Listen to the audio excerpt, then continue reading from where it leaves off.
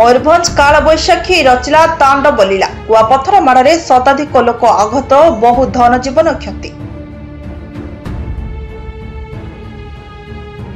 गतकाली संध्या 8टा समय बांगिरीपसी विशोई कुलियणा ब्लॉक रे कालबैशाखी तांडव रचिथिला।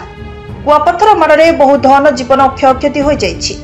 किछि किछि कुआपथर और ओजन 700 रु 800 ग्राम हेबो बोली जଣା पड़िछि। एक कुआपथर माड़े शताधिक लोके आहत होइतिबा जଣା पड़िछि। गतकाली अध घंटा धरी लागि रहितिबा वर्षा सह कुआपथर माड़े विशोई ब्लॉक अंतर्गत कदमबेड़ा पंचायत मुसामारी पुंडिचा केसरबेड़ा हाथीछाड़ कदमबेड़ा भली अन्य ग्रामगुड़िक बाह्य जगतरू विच्छिन्न हो जाइछि। कुआपथर माड़े शह शह टाइल आजबेस्ट और खपर घर भांगी चूरमार हो जाइछि। लोके घरे शोइथिबा समय प्रकृति देखाइथिला तार कराल रूप। कुआपथर एते बड़ आकार थिला जे लोके त्राही त्राही डाकुथिले।